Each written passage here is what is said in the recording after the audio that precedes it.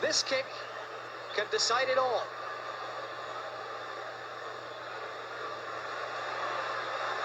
The nation holds its breath. Yes,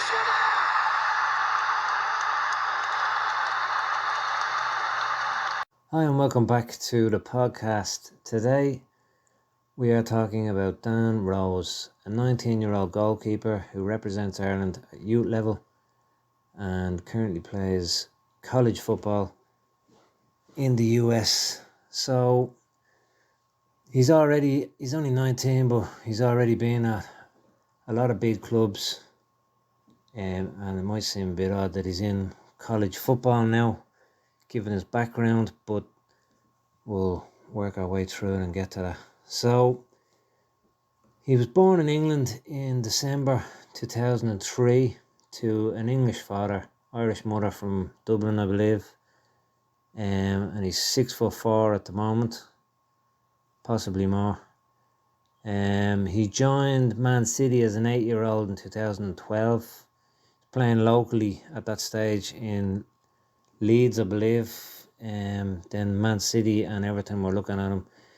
He joined Man City, as I said, in 2012. He stayed there for 4 years when he was actually released by Man City in 2016 as a 12-year-old. And then as a 13-year-old, at that age, you get dropped and people think, yeah, well, listen, the amount of footballers that make it, but sometimes it's important to have disappointments in life, and then that's when the true colours are shown. It's easy to give up. If it was easy, everyone would do it. Disappointment of being dropped, especially at a young age like 12, you think that's the end. But he didn't. He turned around. It had the opposite effect on him, and after thinking probably his world had ended, it spurred him on, and in fact was the catalyst of his continued career to date and where he's at now. So from that disappointment of being released by City, he joined another big side, Everton, who had been in for him 4 years earlier, it would appear. And that was as a 13-year-old, so he just probably turned 13 at that stage. There he developed through the ranks, staying 4 years, but at 16, Everton wanted to keep him, but he looked for a move to what he saw as the mecca of goalkeeping in German side Schalke, and that was, again, he was looking out for himself and his career. His family and his team were looking out for him and his progress. So Everton had an offer on the table for him to stay, but he wanted to move specifically to Schalke. That was, at the time, COVID was just hitting, brand new for everyone. Now it's a distant memory, but at the time, no one knew what was going on really, and it was developing day by day. So I think really probably should have moved in January of 2020, but then everything started happening, restrictions and travel and things shutting down, and at a later stage football shutting down completely. So the move was on the verge of collapse, but he actually sent a message to resurrect it to the negotiator, who relayed it to the directors, and then the deal was back on 6 months later now, but at least it went across the line, so the move to Schalke, as said, there was the COVID problem, but also Everton wanted to keep him, and the fact that he was making it clear he wanted to move, and Schalke were making it clear they wanted him. Everton weren't going to make it easy. They wanted the full compensation, which, whether or not they got it, would have been in the region of 120 grand, but I think they definitely got if not all of that, a good chunk of it. That's sterling, of course. But anyway, in June of 2020, he finally moved to Schalke, despite all the roadblocks. His private text, of course, would have shown Schalke how much he held them in high esteem, and even at a fee for a 16-year-old of 120 grand at that time with COVID, they still, said this is a deal we're willing to do. So it showed commitment on their behalf as well. Again, was a good move for him and his career. After 2.5 years at Schalke, then on the 17th of December, just gone, 22, he signed for Marshall Thundering Herd. Never heard of them either, I'm going to be honest, but they're a college team in the US at Marshall University. So on the face of things, you'd imagine it would appear an unusual move, and you'd be forgiven for thinking that things didn't work out at Schalke.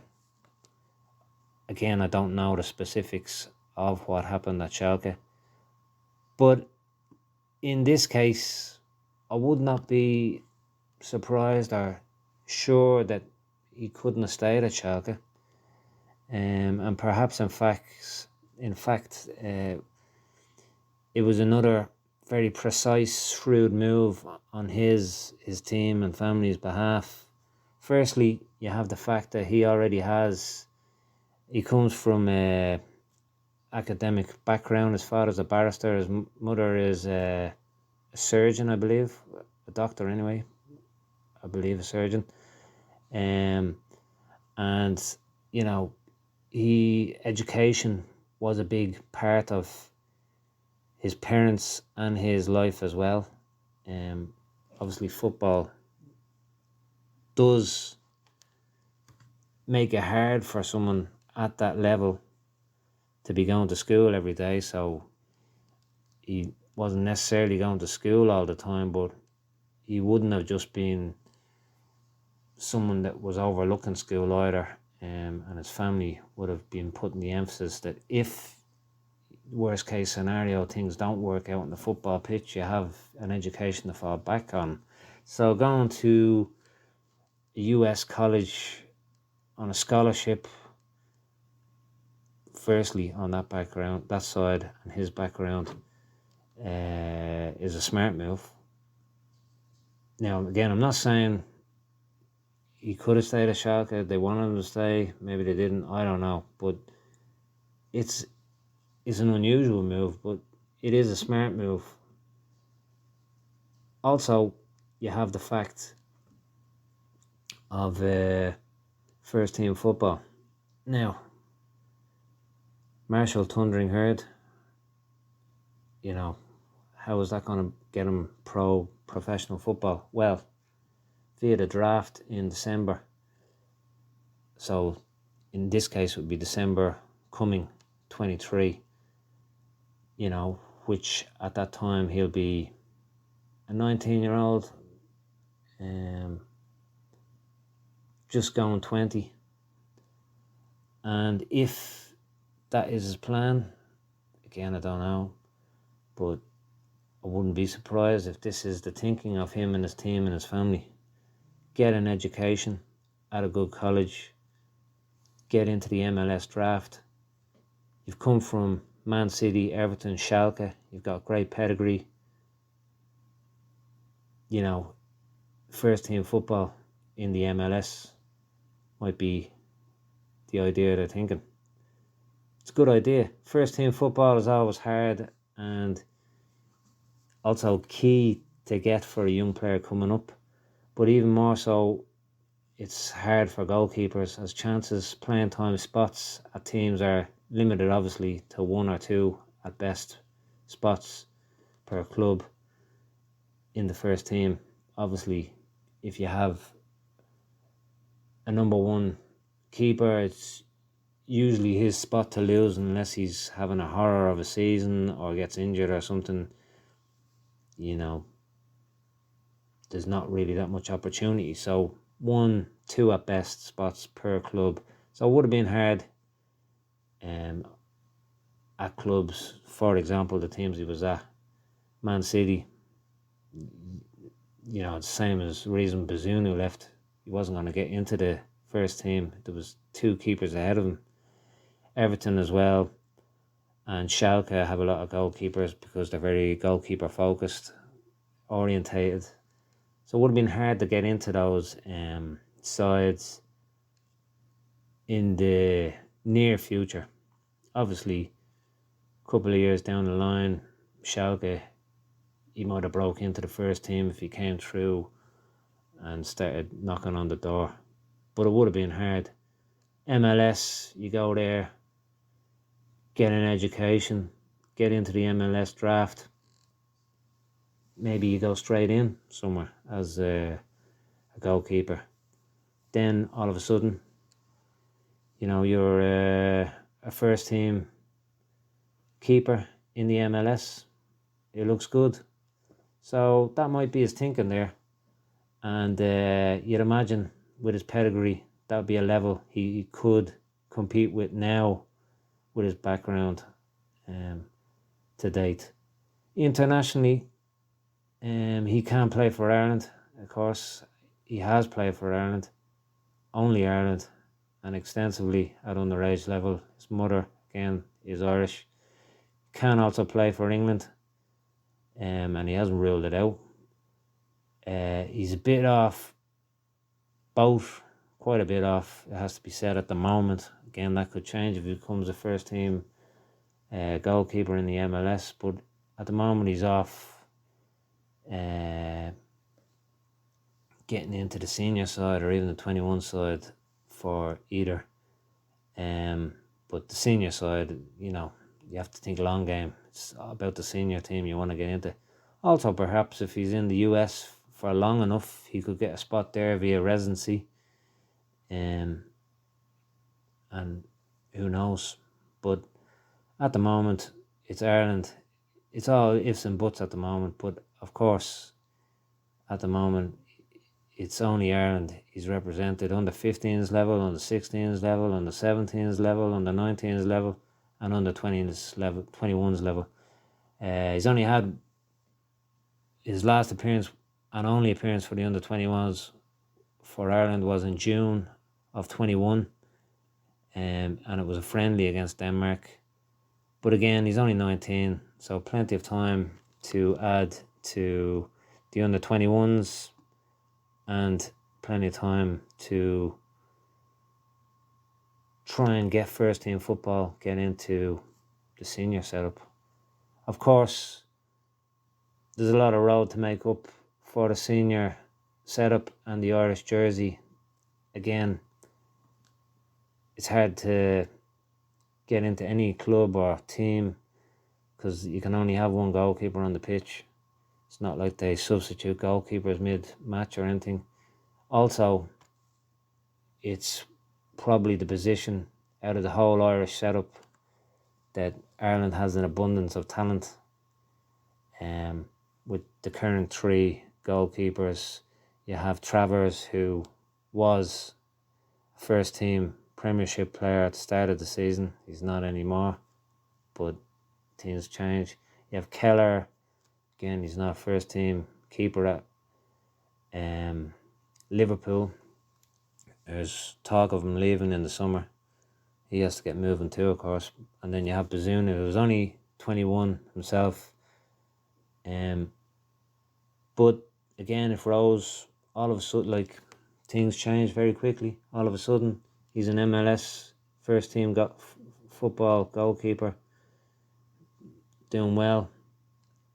Perhaps he might jump the queue there, and then next thing, you don't know, is an injury to Bazunu. Hopefully not, but you know, next thing he's in there and he presses. Who knows? Things change very quickly, and again, he's only 19, so who knows what the future holds. A couple of years down the line, the whole landscape may have changed.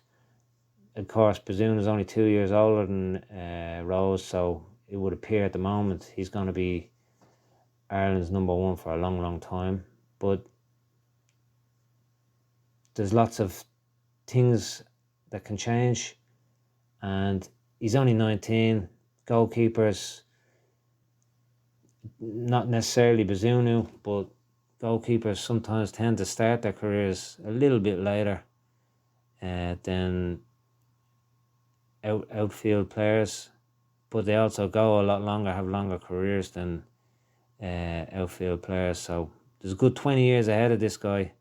So no doubt sooner or later he will be getting first team experience, and then it just depends at what level does he come through,